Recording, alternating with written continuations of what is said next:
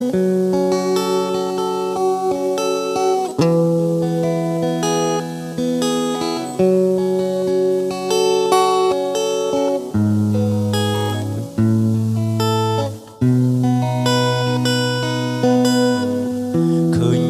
ែកជើងយើងដឹងថាណាក់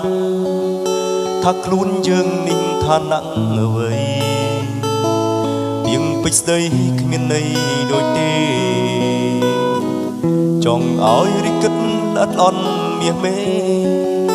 កុំទៅប្រដូចនឹងគេអីថ្លើមថ្លៃបង